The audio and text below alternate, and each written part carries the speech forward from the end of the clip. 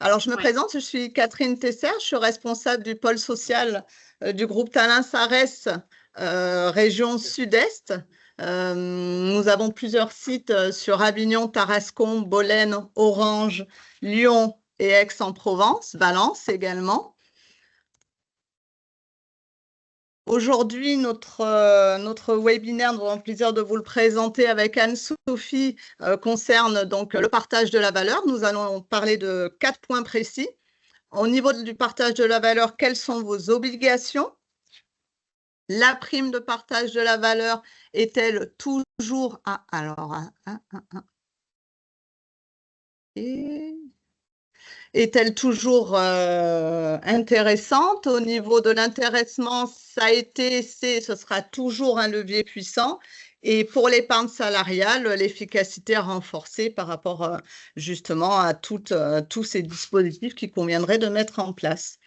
Tout au long de ce webinaire, nous avons David Kerboul, qui est juriste et manager du pôle social de Talin Touadem, qui va pouvoir répondre à vos questions.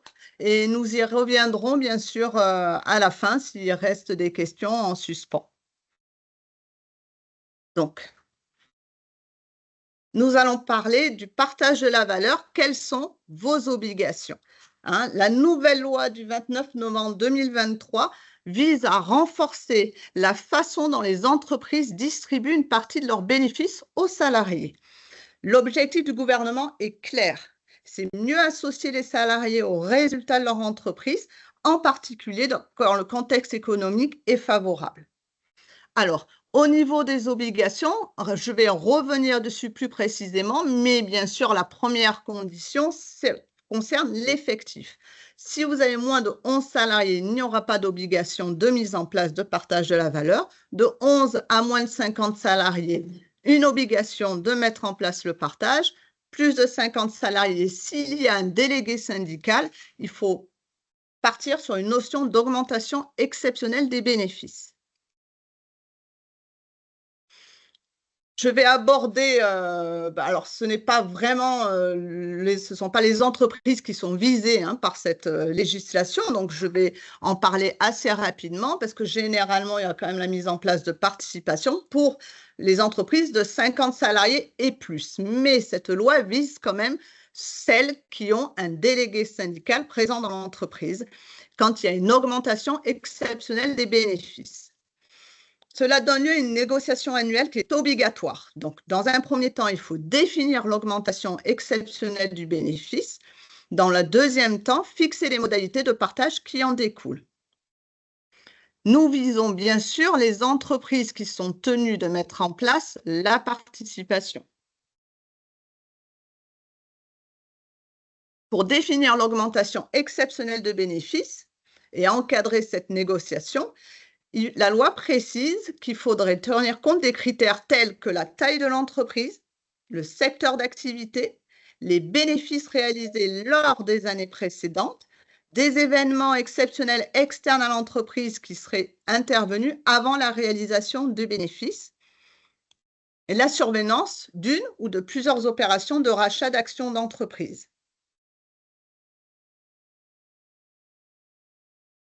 Le deuxième point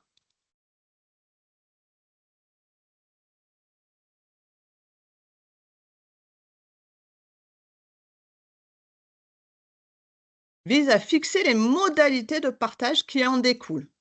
Donc, soit la mise en place d'un supplément de participation, soit un supplément d'intéressement, ou encore l'ouverture d'une nouvelle obligation qui aurait pour objet de mettre en place l'intéressement. Soit en versant un supplément d'intéressement, en versant un abondement à un plan d'épargne salariale ou en versant une prime partage de la valeur.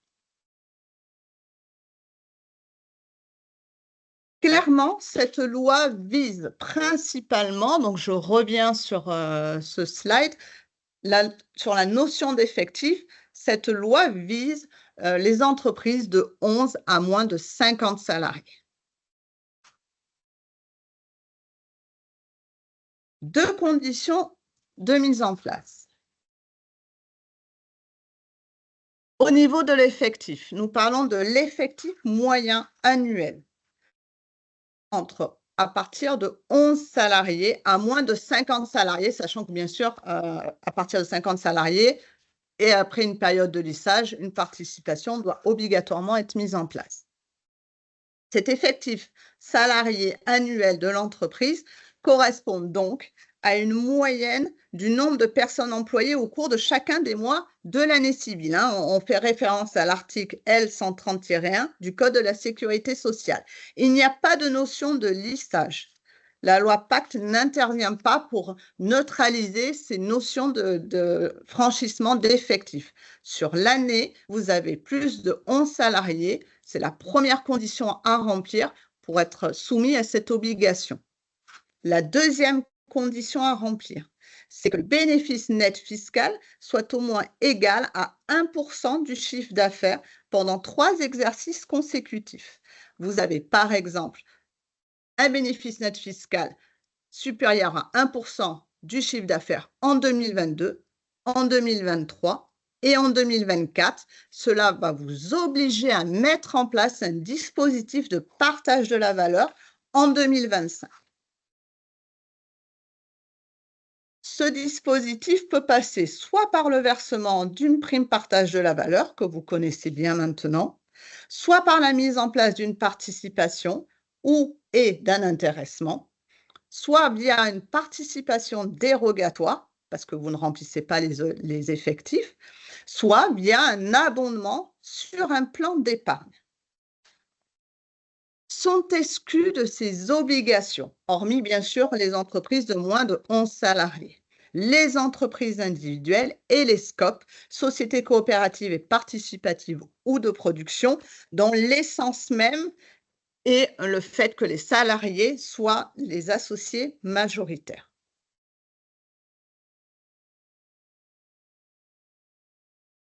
Nous allons donc voir l'un des dispositifs avec Anne-Sophie qui concerne la prime partage de la valeur. Est-ce qu'elle est toujours attractive? Merci Catherine. Alors effectivement, on va faire le point sur après le rappel de ces obligations en matière de partage de la valeur. On va faire le point sur justement la prime de partage de la valeur et voir que son intérêt devient limité avec une évolution législative récente. Donc, avant de faire le point donc, sur la réforme et son impact, on va faire un rappel des modalités de mise en place de cette prime. Donc, cette prime, elle peut être mise en place par accord d'entreprise ou de groupe selon les modalités de l'accord d'intéressement, que l'on verra après, ou par décision unilatérale de l'employeur. Et dans ce cas-là, le CSE, le Comité social et économique, doit simplement être informé avant le versement de la prime. Les bénéficiaires de la prime, ce sont tous les titulaires d'un contrat de travail, y compris intérimaires, apprentis, contrats professionnels et mandataires sociaux. Attention, uniquement s'ils sont dotés d'un contrat de travail, à la date de versement de la prime ou de la signature de l'acte juridique. Donc là, c'est un choix à faire dans l'acte juridique, selon la date à retenir. On peut verser jusqu'à 2 primes par an, donc c'est-à-dire 2 primes qui font l'objet de 2 actes juridiques différents, et chaque prime peut être versée en une ou plusieurs fois, à condition de ne pas dépasser une fois par trimestre. Et la prime, c'est la nouveauté depuis l'année dernière, la prime peut désormais être affectée à un plan d'épargne entreprise. Donc, si le PEE existe dans l'entreprise, il y a l'obligation de proposer aux salariés de verser sur le plan. Le montant de la prime, il est librement fixé par l'employeur et modulable en fonction de différents critères. Donc, il y a 5 critères possibles: la rémunération, la classification, l'ancienneté, la présence et la durée du travail, sachant que ces critères sont cumulables. Voilà, on peut combiner plusieurs de ces critères. La prime, alors le montant de la prime, il peut atteindre jusqu'à 3 000 € par an et par bénéficiaire. Donc, si on décide de verser 2 primes, c'est bien la totalité qu'il faut prendre en compte pour voir si le montant a été atteint. Ce plafond peut être augmenté à 6 000 € par bénéficiaire si l'entreprise applique un accord d'intéressement ou si elle applique volontairement un accord de participation. Donc ça va concerner uniquement les entreprises de moins de 50 salariés, puisqu'elles n'ont pas l'obligation de mettre en place de la participation. Au niveau du régime social et fiscal, il y a quand même un intérêt, c'est que, alors principalement pour les entreprises de moins de 50 salariés, jusqu'au 31 décembre 2026, la prime de partage de la valeur est exonérée en totalité de cotisations sociales, de CSG, CRDS, de taxes sur les salaires, de forfait social et d'impôt sur le revenu, alors uniquement pour les salariés qui perçoivent une rémunération inférieure à 3 SMIC annuels. Pour les entreprises de 50 à moins de 250 salariés, la prime est également exonérée de cotisations sociales et de forfait social. En revanche, elle est soumise à la CSG, CRDS, à la taxe sur les salaires et à l'impôt sur le revenu, sauf si le salarié décide de placer sa prime sur un plan d'épargne entreprise. Et pour les entreprises de 250 salariés et plus, la prime est exonérée de cotisations sociales. En revanche, elle est soumise à la CSG-CRDS, à la taxe sur les salaires et au forfait social et à l'impôt sur le revenu, sauf en cas de placement sur le plan d'épargne.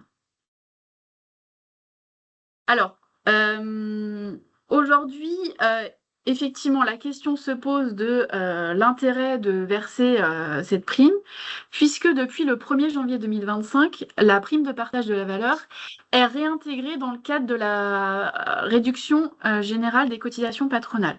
Donc, pour rappel, cette RGCP, pour vous parler en acronyme, c'est l'ex-réduction Fillon, donc ça vous permet de bénéficier d'un allègement des cotisations patronales alors principalement sur les bas salaires, je vous expliquerai, je vous dirai après la limite.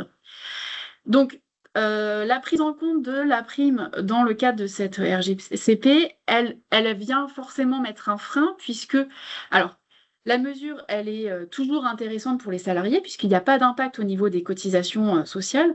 En revanche, elle devient beaucoup moins intéressante pour les employeurs, parce que, alors si juste tu peux revenir en arrière, Catherine, s'il te plaît, par exemple, pour le versement d'une prime de 1 000 € à un salarié qui a une rémunération annuelle de 25 000 €, donc sans la prise de la prime, la réduction serait d'un montant de 5 108 €. Et là, avec la prise en compte de la prime, la RGCP a désormais un montant de 4 576 €. Donc, il y a quand même une perte de 532 € pour l'employeur. Donc, on vous a listé quelques exemples concrets pour que vous puissiez avoir un aperçu de l'impact, un impact chiffré. Donc, si on prend l'exemple d'un salarié qui perçoit le SMIC, le SMIC annuel, c'est 21 622 € aujourd'hui. Donc, l'impact sera bien de 532 € pour une prime de 1 000 €.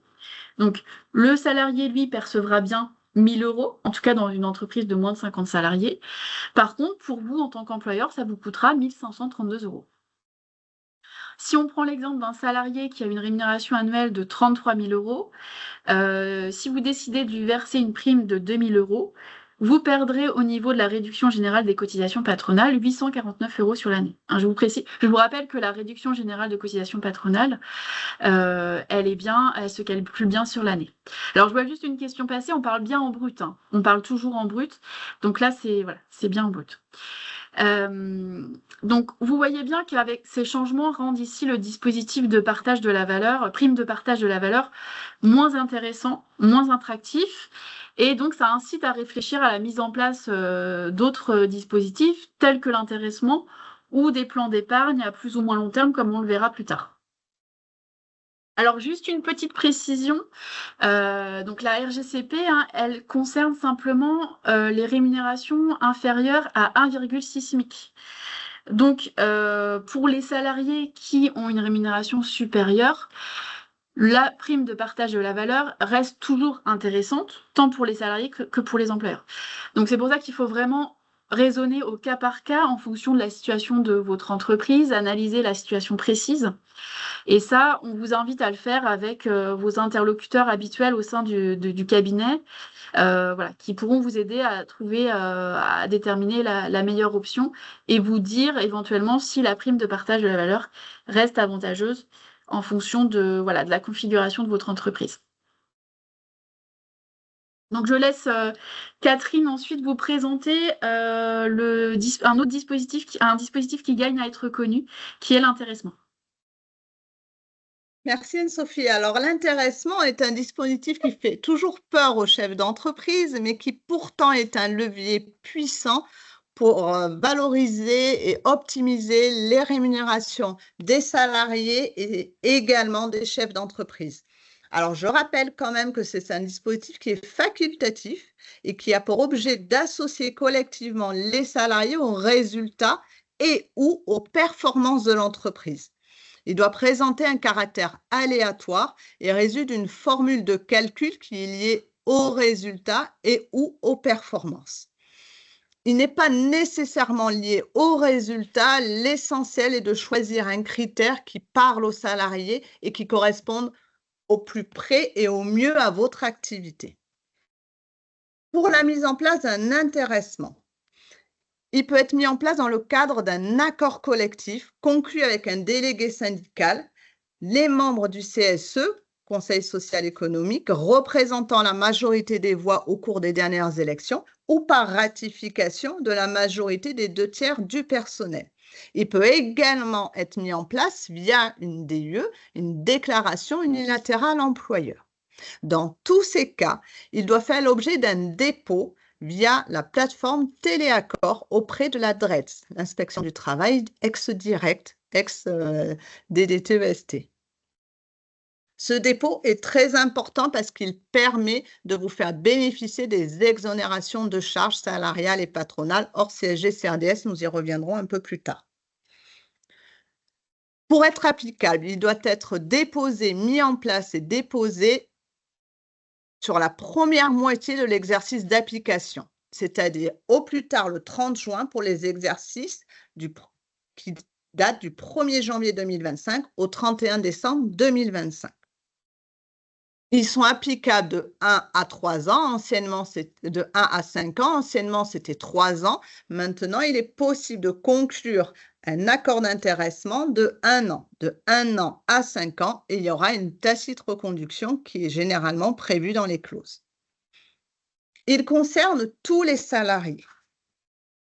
Il est possible en revanche de mettre une condition d'ancienneté qui ne peut être supérieure à 3 mois. Point également important, c'est que le dirigeant peut en bénéficier lorsque l'effectif de l'entreprise est inférieur à 250 salariés. La formule de calcul peut être liée aux résultats et ou aux performances de l'entreprise. Il ne peut pas s'agir d'un montant forfaitaire ou d'un pourcentage du chiffre d'affaires. Il faut quand même qu'il y ait un facteur déclenchant.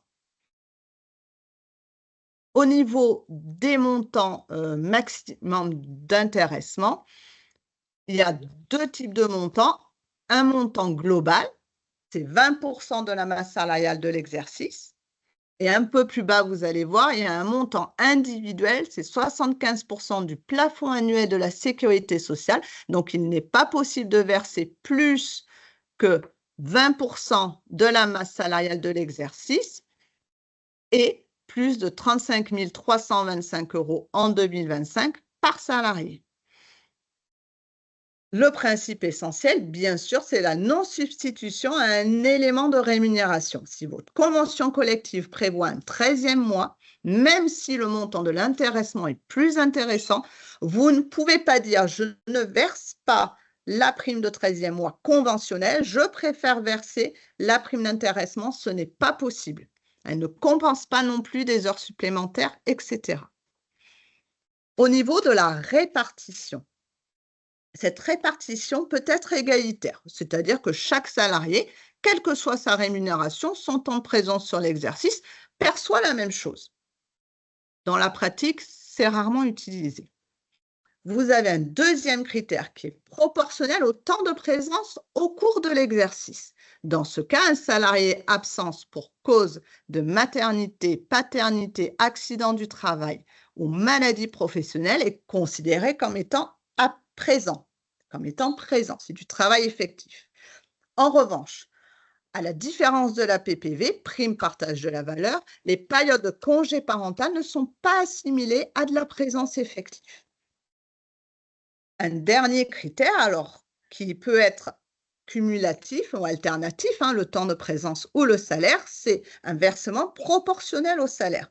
Dans ce cas, pour les salariés qui ont été absents, idem, pour motif de maternité, paternité, accident du travail, on tient compte de la rémunération qu'ils auraient normalement perçue. Le deuxième critère est donc le critère individuel, je vous en ai parlé tout à l'heure, hein, entre les 20 de la masse salariale de l'exercice et les 75 du plafond annuel de la sécurité sociale. Ce sont les deux plafonds de montant pour l'intéressement à verser.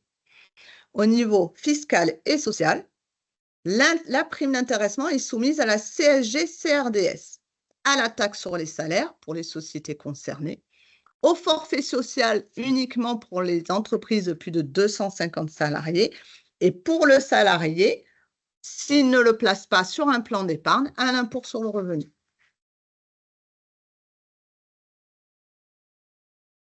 Il est également possible de verser un supplément d'intéressement en complément de l'intéressement. Il résulte de l'application d'une formule de calcul qui pourrait dégager un supplément d'intéressement.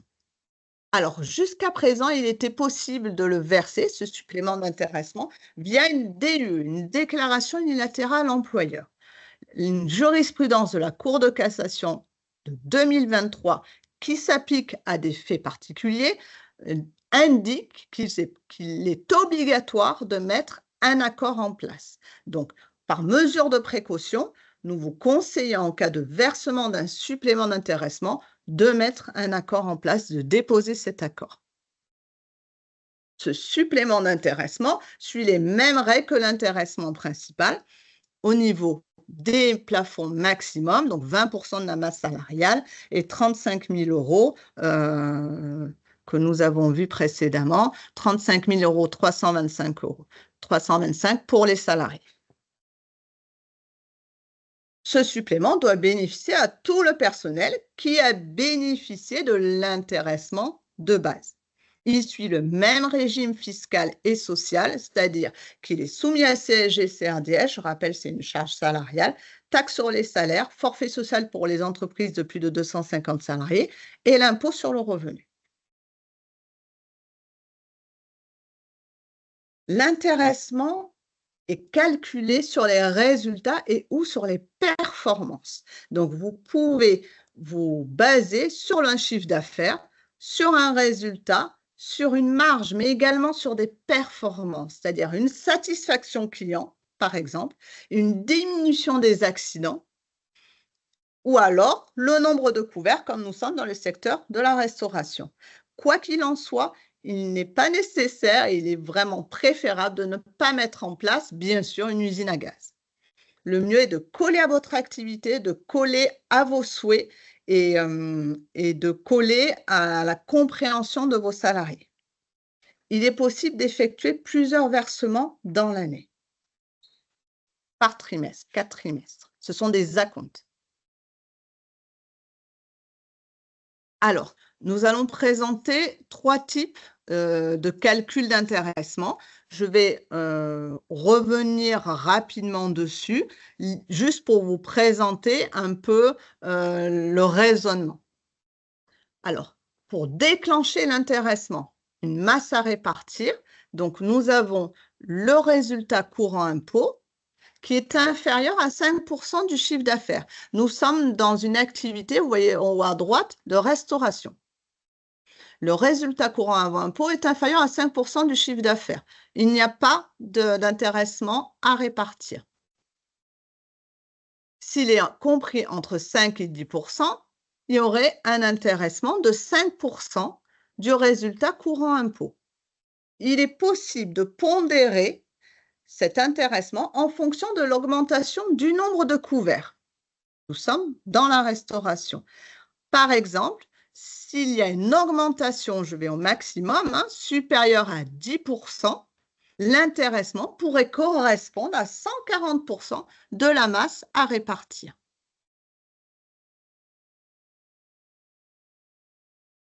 Autre secteur d'activité, le bâtiment. le résultat courant avant impôt est supérieur à 5% du chiffre d'affaires hors taxe. L'intéressement pourrait être équivalent à 24% du résultat courant avant impôt. Nous allons pondérer tout ceci en fonction de l'évolution du ratio frais professionnels.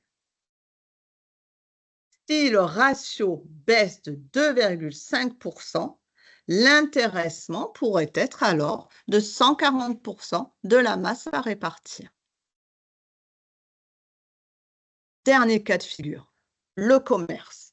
Au niveau du seuil de déclenchement, pour chaque exercice, la prime globale d'intéressement ne sera versée que si le résultat courant avant impôt est supérieur à 200 000. Il est décidé que si ce seuil de déclenchement est atteint, par exemple, premier objectif, si le chiffre d'affaires, toute taxe comprise du magasin, progresse d'au moins 2,5% par rapport à l'exercice précédent, une prime d'intéressement de 50 000 € sera versée. Deuxième objectif, si la démarque totale du magasin ne dépasse pas 1,80%, donc je rappelle, la démarque, cela concerne les vols et les produits abîmés. Si cette démarque totale ne dépasse pas 1,80% du chiffre d'affaires du magasin, la prime d'intéressement de 50 000 € sera versée. La démarque totale est la somme de la démarque connue et de la démarque inconnue.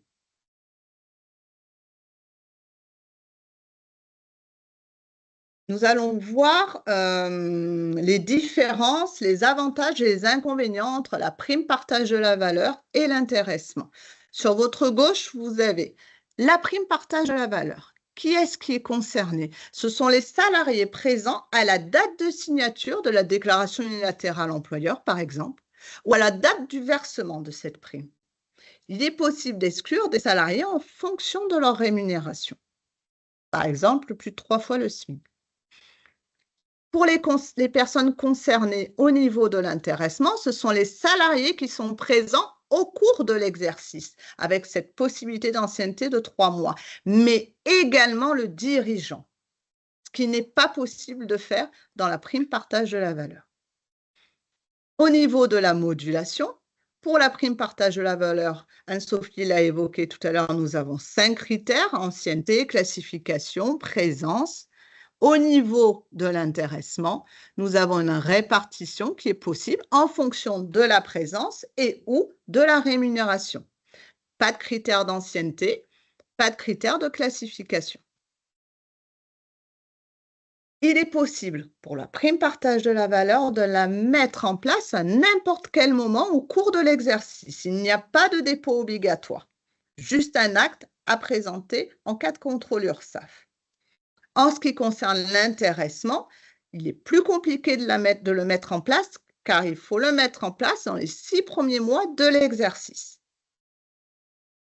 Au niveau de la prime partage de la valeur, nous sommes plafonnés à 2 montants fixes. Ce sont des maximums, il est bien sûr possible de donner beaucoup moins ou moins. Les 2 montants sont de 3 000 € s'il n'y a pas d'accord d'intéressement ou de participation mis en place, ou 6 000 € si un accord d'intéressement ou de participation est mis en place. Au niveau de l'intéressement, nous ne sommes plus sur 3 000 € ou 6 000 € maximum. Nous avons les 2 plafonds, un global, c'est-à-dire 20% de la masse salariale, et un montant individuel, 75% du plafond annuel de la sécurité sociale. Au niveau des exonérations, la prime partage de la valeur est exonérée de cotisations sociales salariales et patronales, d'impôt sur le revenu pour certains salariés, lorsque la rémunération est inférieure à 3 fois le SMIC, mais elle rentre dans la base de calcul de la réduction générale des cotisations patronales. L'intéressement, lui, est soumis à CSG-CRDS, impôt sur le revenu s'il y a un versement direct, et à la taxe sur les salaires.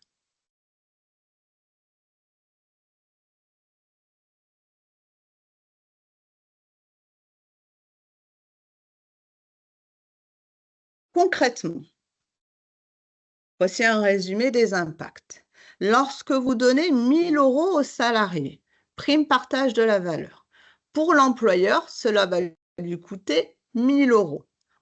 plus le salarié a une rémunération importante, donc là, nous sommes au-delà de 25 000 € annuels, la réduction générale de la cotisation patronale, charge patronale, pour l'employeur sera de 532 €.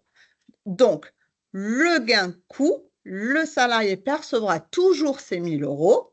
L'employeur, lui, cela lui coûtera maintenant 1 532 € depuis le 1er janvier 2025. Au niveau de l'intéressement, lorsque nous donnons 1 000 € au salarié, il va payer la CSG-CRDS dessus à hauteur de 97 €, son impôt sur le revenu 9 €, il aura un gain de 894 €. L'employeur, cela lui coûtera au niveau de l'intéressement 1 000 €.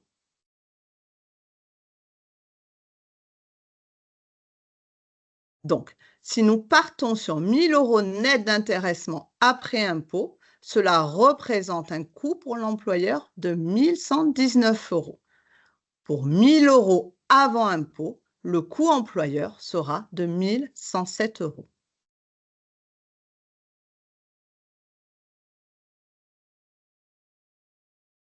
Nous allons maintenant parler du deuxième dispositif qui concerne l'épargne salariale avec une efficacité renforcée quand l'intéressement est placé dans une épargne. Merci Catherine. Alors effectivement, il existe d'autres dispositifs d'épargne salariale qui peuvent s'avérer très intéressants pour vos salariés, mais aussi pour vous-même en tant que dirigeant. Alors, ils sont souvent liés à la mise en place d'un accord d'intéressement ou de participation en pratique, mais on va voir qu'il existe d'autres sources d'alimentation possibles qui peuvent effectivement être intéressantes. Donc, le plan d'épargne entreprise, donc c'est le premier plan qu'on va vous présenter. Alors, c'est un dispositif collectif d'épargne salariale proposé aux salariés par l'entreprise et parfois à ses dirigeants sous certaines conditions. On verra plus tard quelles sont-elles. Donc, le PEE, il permet aux salariés en fait de se constituer une épargne tout en investissant dans des supports financiers comme des fonds communs de placement.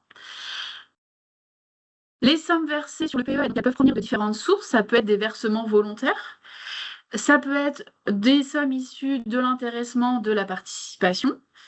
Ça peut être aussi désormais la prime de partage de la valeur, et puis ça peut aussi être des fonds qui sont transférés d'un autre plan d'épargne. Et ce qui est intéressant sur ce plan d'épargne, c'est que l'entreprise a la possibilité d'abonder les sommes versées, c'est-à-dire de verser un complément financier pour encourager cette épargne. Et donc, ce plan d'épargne entreprise, il présente des avantages fiscaux. C'est que les sommes investies, donc hors versement volontaire, sont exonérées d'impôt sur le revenu sous certaines conditions. Les plus-values réalisées, donc les intérêts issus des fonds placés, sont également exonérés d'impôt. Par contre, ils restent soumis aux prélèvements sociaux, qui sont équivalents à 17,2%. La contrepartie de ces exonérations fiscales, c'est que l'épargne, elle va être bloquée pendant une durée de 5 ans, une durée minimale de 5 ans, sauf des cas de déblocage anticipé, on les verra plus tard, il y en a quand même un certain nombre. Donc, l'intérêt de ce plan d'épargne, principalement, c'est de favoriser l'épargne à moyen terme et puis de renforcer l'implication des salariés dans la vie et les résultats de l'entreprise. Alors, si on s'intéresse aux modalités de mise en place du plan d'épargne entreprise, alors, le préalable indispensable, c'est de vérifier que vous êtes à jour en matière de comité social et économique. Si vous avez atteint les 11 salariés sur au moins sur 12 mois consécutifs, il faut obligatoirement organiser les élections. Donc, ensuite, le plan d'épargne, en fait, il peut être mis en place soit par accord collectif, soit par décision unilatérale de l'employeur. Et donc, cet acte juridique devra être déposé auprès de l'adresse. Alors, il peut y avoir des dérogations, se dispenser parfois du dépôt auprès de l'adresse, quand il s'agit d'un plan d'épargne inter-entreprise qui a été déposé par le gestionnaire de compte. Mais pour ça, il faut vous rapprocher du gestionnaire de compte pour savoir ce que vous devez faire. Le plan d'épargne entreprise, dans la mesure où il n'est lié à aucune formule de calcul, il peut être mis en place à n'importe quel moment de l'exercice. Il n'y a pas de notion d'aléa. Il n'y a pas de limite de durée, hein. Il peut être mis en place à durée déterminée ou indéterminée, peu importe, c'est souvent à durée indéterminée d'ailleurs. Il doit bénéficier à tous les salariés, y compris les apprentis. On les oublie souvent, mais voilà, ils sont aussi inclus. La seule possibilité, c'est de mettre en place une condition maximale, enfin voilà, une condition d'ancienneté, pardon, mais qui ne peut pas dépasser 3 mois. Et l'avantage pour vous en tant que dirigeant, c'est que vous pouvez en bénéficier dès lors que l'effectif de votre entreprise est inférieur à 250 salariés. Donc ça, c'est quand même extrêmement intéressant pour vous. Alors, comme je vous le disais en présentation, l'intérêt du plan d'épargne d'entreprise, c'est que l'employeur peut abonder les sommes versées par les salariés. Alors cet abondement, bien sûr, il n'est pas obligatoire. Il va pouvoir varier selon les règles du règlement de PE. Il peut varier aussi en fonction de l'origine des fonds. Par exemple, dire simplement, c'est si vous versez votre intéressement ou au moins un montant minimal d'intéressement que vous percevrez l'abondement prévu. Et peut aussi être limité à certains types voilà, de versements, comme je vous le disais. Cet abondement, il va être limité à 3 fois le montant versé par le salarié dans la limite de 8% du plafond annuel de la sécurité sociale. Donc ça, c'est bien une limite annuelle. Donc pour 2025, 8% du PAS, ça correspond à 3 768 €. Au niveau du régime social et fiscal, donc les sommes versées sur l'abondement versé par l'employeur, il est exonéré de toute, il est soumis, pardon, excusez-moi, l'abondement donc oui est exonéré de toutes les cotisations patronales. En revanche, il est exonéré de forfait social dans les entreprises de moins de 50 salariés. Et par contre, il est soumis à la CSG-CRDS et au niveau fiscal, il est soumis à l'impôt sur le revenu, sauf lorsque l'abondement est placé sur le plan d'épargne. Alors, comme je vous le disais, en principe, en contrepartie de cette exonération fiscale, les sommes sont bloquées pendant une durée minimale de 5 ans. C'est-à-dire qu'elles ne sont pas disponibles, les salariés ne peuvent pas en bénéficier, elles sont bloquées. Mais il existe quand même un certain nombre de cas de déblocage anticipé. Alors, parmi les plus classiques, on retrouve le mariage, le PACS, l'achat de la résidence principale, la rupture du contrat de travail. Mais il faut noter aussi les 3 nouveaux cas depuis l'année dernière, 3 nouveaux cas de déblocage qui sont alors l'activité de proche aidant, la rénovation énergétique de la résidence principale et puis l'achat d'un véhicule propre, alors véhicule électrique, mais ça concerne aussi par exemple l'achat d'un vélo à assistance électrique. Donc voilà, il y a quand même un certain nombre de cas de déblocage qui permettent finalement de rendre ces sommes, les sommes placées sur le PE disponibles avant la limite des 5 ans. Alors, si on prend l'exemple d'une entreprise qui a mis en place un PE et qui prévoit que les sommes versées par les salariés seront abondées de 200% dans la limite de 2 000 €. Donc, on a l'exemple d'une salariée qui verse 1 200 € sur son PE. Donc, l'abondement sera donc de 200%, alors, mais dans la limite de 2 000 €. Donc là, la salariée percevra bien les 2 000 € d'abondement. De ces 2 000 €, on va déduire la CSG et la CRDS, donc 194 €. Et donc, au final, entre la somme versée initialement et l'abondement après déduction de la CSG et CRDS, la salariée se retrouvera avec une somme bloquée de 3 006 € sur son plan d'épargne.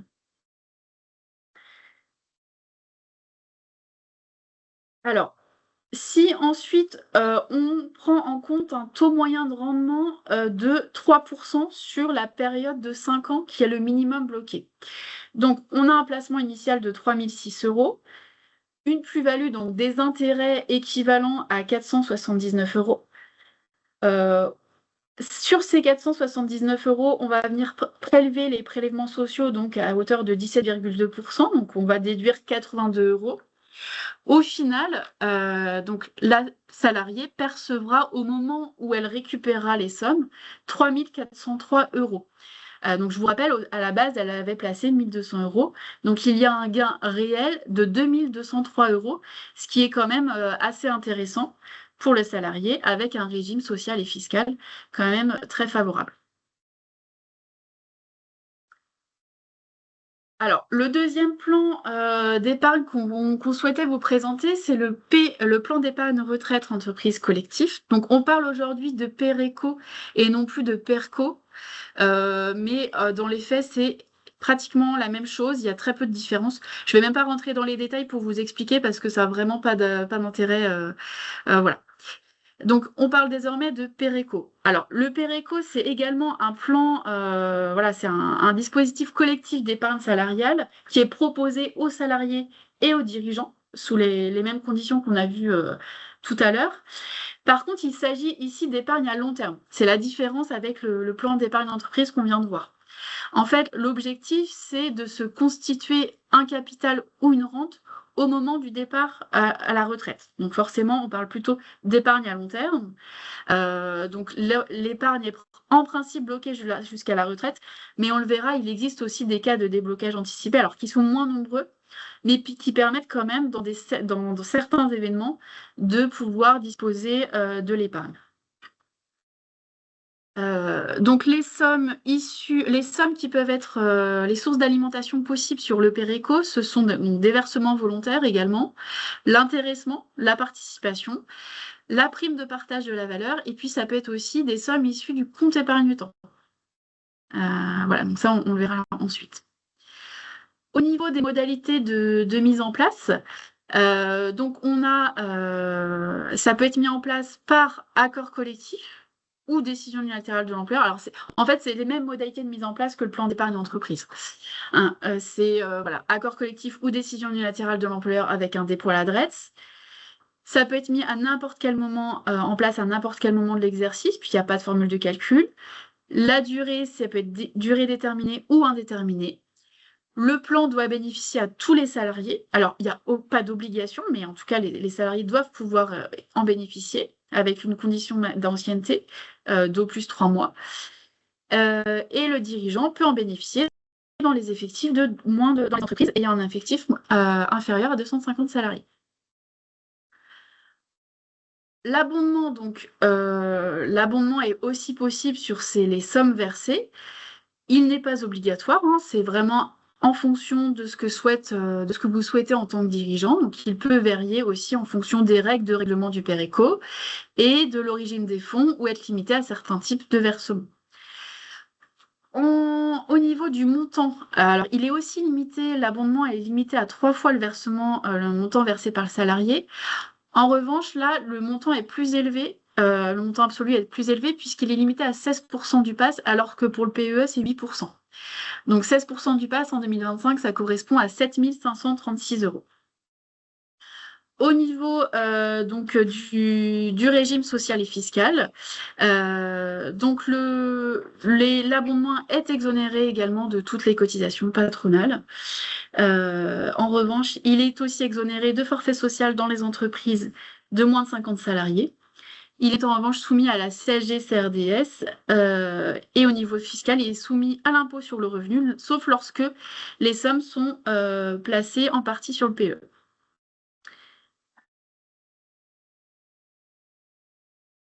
Donc, comme je vous le disais, en contrepartie de l'exonération fiscale, les sommes sont en principe bloquées jusqu'à la retraite, mais il existe 6 cas de déblocage anticipé, en l'occurrence pour ces sommes. Donc, c'est l'acquisition de la résidence principale, la remise en état de la résidence principale en cas de catastrophe naturelle, l'expiration des droits France Travail, droit à chômage, les situations de surendettement, les situations également d'invalidité de l'intéressé, d'un enfant, du conjoint, du partenaire de PACS. Et puis, dernière situation, le décès de l'intéressé, du conjoint ou du partenaire de PACS. Autre intérêt de ce dispositif, c'est qu'au-delà d'épargner des sommes d'argent, on peut épargner du temps. Alors, ça peut être des sommes issues, donc, comme je vous le disais tout à l'heure, du compte épargne-temps. Donc, ils vont être transférés en fait du CET vers le PERECO. Mais ça peut être aussi, en l'absence de CET, des jours de repos. donc 10 jours de repos maximum, sachant que parmi ces 10 jours de repos, on peut placer la 5e semaine de congé payé. Hein, je vous rappelle, il y a l'obligation que le salarié prenne au moins 4 semaines de congé payé sur la période de référence. Par contre, s'il lui reste des congés payés, qu'il ne peut pas les prendre, ça va être compliqué en fonction de l'organisation du travail, des échéances, etc. Il y a cette possibilité de placer éventuellement la 5e semaine de congé payé. Parmi les autres jours de repos, on retrouve de manière plus classique les jours de repos au titre du forfait jour et puis les RTT. Donc ça peut être quand même un dispositif qui est assez intéressant pour les salariés qui ont du mal à prendre tous leurs jours de repos. Sachant que lorsque il y a du temps qui est épargné comme ça sur le Péréco, l'employeur peut également abonder ces jours de repos. Et donc, ces jours de repos qui vont être transformés finalement en argent vont être exonérés d'impôts sur le revenu et partiellement de cotisations sociales. Donc, ça peut être quand même un dispositif très intéressant, une fois encore en fonction de la situation de votre entreprise. Voilà pour la présentation des dispositifs de partage de la valeur. Donc, ce qu'il faut retenir de cette présentation, c'est que il existe à votre disposition différents outils, différentes alternatives qui visent à partager la valeur dans votre entreprise. Alors, surtout, le message que l'on souhaite aussi vous faire passer, c'est que c'est pas si compliqué que ça peut, qu'on peut l'imaginer. Surtout, c'est accessible à toutes les entreprises, quel que soit le secteur d'activité, quel que soit l'effectif. On imagine souvent, comme je vous le disais en préambule, que l'intéressement, on va le mettre en place dans les grosses entreprises. Mais au final, nous, dans les faits, la plupart des accords d'intéressement qu'on met en place, c'est dans des TPE avec moins de 10 salariés. Donc, il ne faut vraiment pas vous bloquer là-dessus. De toute façon, vous avez la possibilité, on vous invite à vous adresser à vos interlocuteurs habituels dans le cabinet, qui pourra vous orienter, vous aider à trouver la meilleure option à mettre en place. Et puis, on pourra aussi vous aider à mettre en place le dispositif. On est là, il y a des services compétents pour cela. Rédiger un accord d'intéressement ou autre. Mettre en place un plan d'épargne. N'hésitez pas à vous adresser à vos interlocuteurs habituels. Et puis, voilà, en tout cas, on vous remercie de votre attention. J'ai cru voir passer des questions au fur et à mesure. Je ne sais pas s'il y a encore des questions. Catherine, je ne sais pas si tu as eu le temps de regarder. Alors, oui, les réponses ont été apportées à toutes les questions jusqu'à présent. Ouais. Très bien. Eh bien, écoutez, nous avons été 200 participants aujourd'hui, donc je tiens à remercier tout le monde pour votre disposition, votre disponibilité, de nous avoir suivis, accompagnés. N'hésitez pas, comme le rappelle Anne-Sophie, à faire appel à vos équipes d'experts, à vos comptables, experts comptables, chargés de mission, responsables paye, responsables RH, gestionnaires de paye. Nous sommes les plus à même de pouvoir vous accompagner et vous aider dans la mise en place de tous les dispositifs que nous avons évoqués aujourd'hui. Nous vous souhaitons une très belle journée. Merci à tous, bonne journée. Bonne journée.